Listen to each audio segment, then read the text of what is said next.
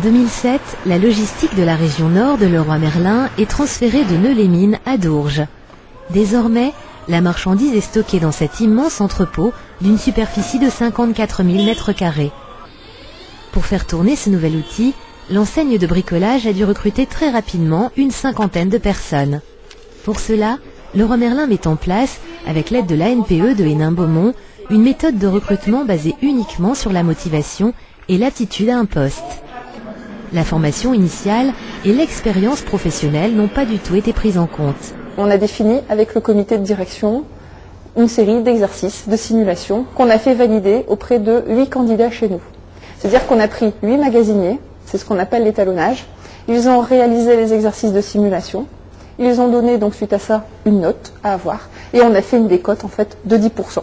Pour réussir ce recrutement sans préjugés, Leroy Merlin a tout mis en œuvre pour faciliter l'intégration des nouveaux embauchés. Les managers vont manager une population qui n'a jamais travaillé en logistique, donc il fallait tout d'abord l'adhésion de l'ensemble du comité de direction, donc ça s'est fait sans aucun problème. Ça c'est le premier facteur. Le deuxième facteur, je pense qu'il faut aussi avoir une démarche tutorale forte dans l'entreprise. Aujourd'hui on a 17 tuteurs formés et labellisés, donc ça nous donne quand même une capacité d'intégration de nouveau assez importante. Puis la troisième, bien évidemment, un plan d'intégration, bien ficelé.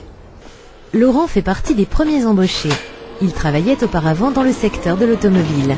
C'était souvent des CDD, de l'intérim, donc je n'ai jamais pu avoir d'embauche. C'est vrai que n'ayant jamais travaillé dans la logistique et avoir un CDI aussi rapidement, c'est inespéré à l'heure actuelle. Dominique, lui, est un ancien de Métal Europe. La fermeture de l'usine l'a visiblement traumatisé. Je ne croyais pas trop au début, et puis un beau jour, Fabienne m'a appelé, comme quoi je travaillais le lundi matin. Enfin, je pouvais me lever le matin et puis me dire, demain je travaille.